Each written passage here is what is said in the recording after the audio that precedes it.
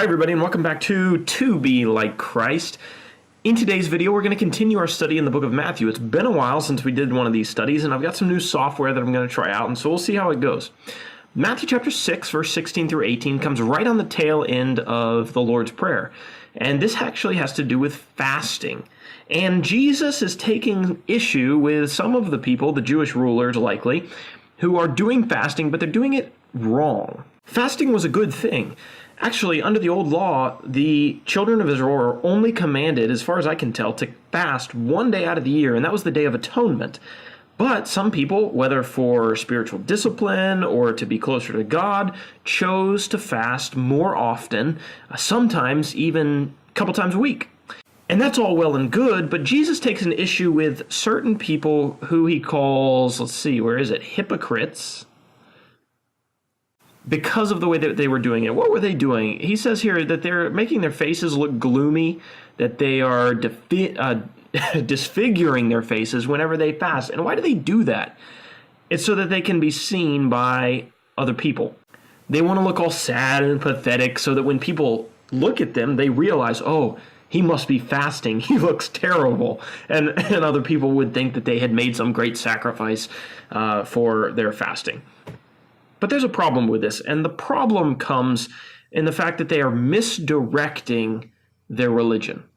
Rather than trying to draw people's eyes up to the God that they serve and to praise him, they're more interested in keeping people's eyes and people's praise down on their level and taking that away from God.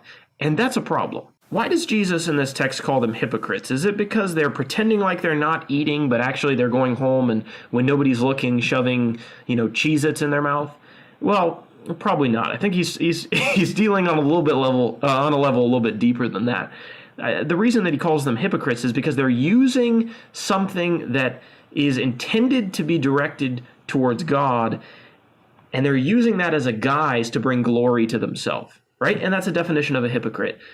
Doing one thing or saying one thing and then doing the total opposite. I want you to look with me at a text from the book of Romans. This text over here on the left side is the text that we just looked at, just formatted a little bit differently. And what I want to do is actually compare these two texts. And you may not have thought to compare these two texts before, but I think what we're going to find when we do is that the same attitude, the same problem exists in both passages. Romans chapter 1, just to give you a little bit of background, is all about kind of the ungodliness of the Gentiles. And, they're involved in all kinds of sexual immorality, homosexuality, adultery, fornication, lying, stealing, brutal people. It's just a mess. And Paul writes, and he's condemning them for living that lifestyle. And he's talking about these people. He says, the wrath of God is coming for these people. Like my nice straight line there. The wrath of God is coming for these people. And these people know God. Right? How do they know God? He says these people are familiar with the fact that there is a creator. How so? Well, they're familiar because of the creation of the world in the things that have been made. So they're without excuse. This text is saying that all men can know God, that he is there, that he is, the words down in verse 23, that he is immortal, that he is glorious, and he is worthy of praise. However, many people suppress that truth. They suppress that truth because they're more interested in bringing happiness and pleasure and praise to themselves rather than they are to bringing them to God. What they've done, take a look at verse 23 here. They've made an exchange. They've exchanged the glory and the immortal God for images, lesser things. These are things that resemble birds, animals, and creeping things. They're idols, right? And the greatest idol of all men is man himself. So you may say, okay, we have people who are creating idols, they're living for themselves, but what does that really have to do with Matthew chapter 6 and verse 16? Because this is a totally different group of people. Over here in Romans, a bunch of Gentiles just straight up sinners. Over here we got a bunch of Jews who are generally religious people. Well, let's find out. Look at these people in Romans chapter 1. What do they know? They know that there is a God, and likewise here. Because how do we know that? We know that because they're participating in religious activity, right? This fasting originates from the old law. And even more so than the Gentiles of Romans chapter 1, the Jews of Matthew chapter 6 have an even greater knowledge of God. It's not just the creation that manifests God to the Jews. It's the given written law that the Jews got on Mount Sinai. And so they have an even more intimate relationship with who this God is. They understand better than anybody that he is glorious, that he is immortal, and that he is the creator of all things and worthy of their of honor and of thanksgiving. Okay, so what's the problem? The problem is that they are suppressing the truth. And why are they suppressing the truth? They're suppressing the truth because they are more interested in using their lives and using their devotion and using their so-called religion and worship to bring praise to themselves rather than to God. So over here in Romans 1, we see the same pattern that we saw earlier, and that is that rather than directing their eyes up to God, the Creator, the immortal, the glorious, they're more interested in keeping their eyes and men's praise down on themselves. We come over here and we see the exact same exchange. Rather than directing people's eyes up to God, they'd rather keep it down here on themselves. And so they abuse their religion, making themselves hypocrites, and they do this because they are after right here. They are after this praise of men. They want to be seen by other people. And this brings about another exchange, and that exchange is the reward of men versus the reward of God. So this is the reward of others. This here is the reward of the Father. So where do these two things take you in the end?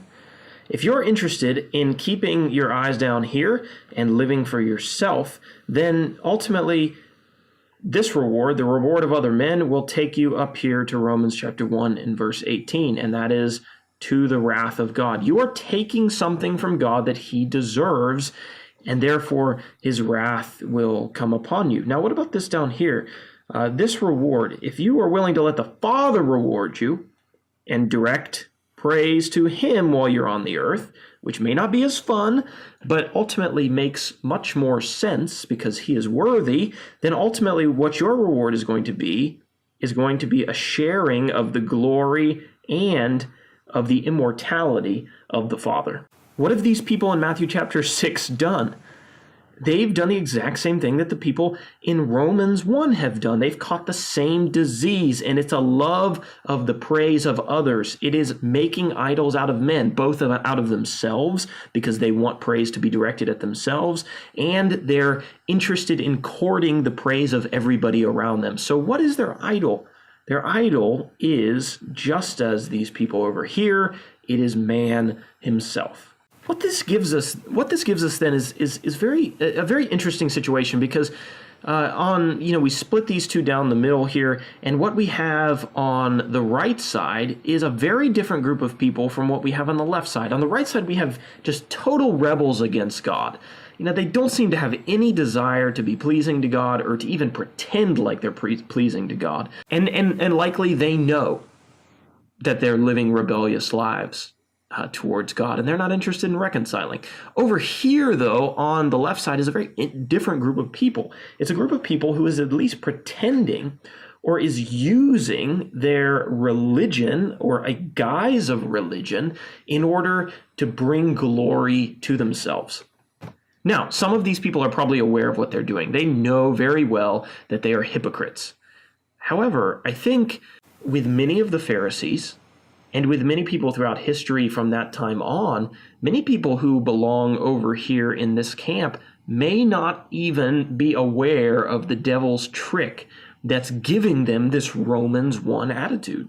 The reason I say that is because it's very, very hard sometimes to catch the fact that you are using your religion hypocritically. It takes a very diligent heart to constantly check for pride It takes a proper understanding and appreciation and gravity for the importance of grace in your life to cover up your failures, especially as maybe you grow and you become maybe a leader or maybe a more prominent member who participates in the activities of the church. You have to ask yourself, and thinking about the modern day application of this, why do I do the things that I do? I have to ask myself this with this YouTube channel. Why do I have a YouTube channel centered on the Bible? Is it so that people will look at me and admire me and, say, wow, what a great Bible student he is? And although I would never admit that on the surface, just flat out, maybe in the back of my mind, that is what is really feeding my energy and what is devoting my energy to this channel. Maybe it's a pride issue, and I need to keep that in check. Other examples, for anyone working in the church, why am I a song leader? Why am I a preacher? Why do I preach a particular way? Why do I make certain points, add certain points, maybe leave out certain points? Is it because I'm worried about the way that people will perceive me? Or am I worried more so about the way that people will perceive God? Because this is the same problem in the modern day. We have got to get an attitude that I am directing everything up, not directing everything back towards me. That is not why the church exists. It is not why Christ has come to do the work that he did. It is ultimately, and the creation of all things is for the glory of God. Why do I wear the things that I wear to the worship? Why do I act a certain way in the worship? Why do I parent my children a certain way? Why do I study my Bible? Is it just so I can make comments in Bible class and sound like I know what I'm talking about? Or is it because I really want to bring people closer to their Savior and to the Spirit and to God the Father? I have one more verse that I want to show you very quickly here. And I know this video is long and first time we've ever done this, and so bear with me. We'll cut it down in the future, hopefully. Colossians 3, verse 5. This is Paul speaking now, not Jesus. But Paul says, "Put to death, therefore, what is earthly in you." And I want you to think about this in terms of the Romans 1 man and also in terms of the Matthew chapter 6 man. Where can we find these things? Can we find sexual immorality, impurity, passion, evil desires, covetousness in the Romans 1 man? Yeah, definitely. I mean, all those are all over that chapter. If you haven't, and if you're not familiar with that chapter, go ahead and read it again. But what about Matthew 6? And by the way, he says all these things.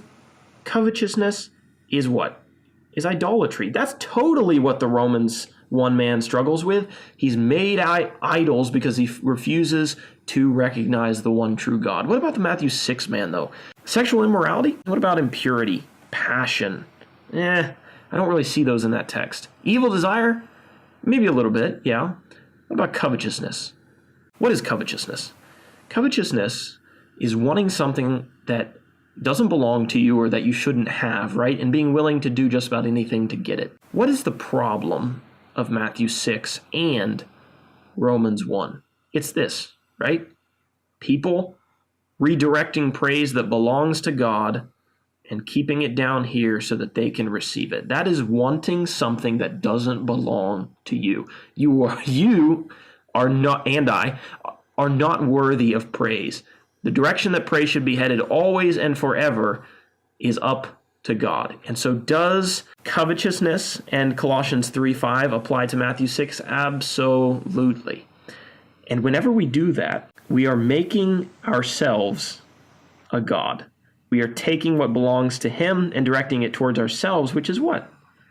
Idolatry. So keep this in mind. We have to be vigilant to protect ourselves against pride, to make sure that we're humble, to make sure that the subtle tactics of the devil do not give us the Romans chapter 1 infection. Thank you for watching. See you next time.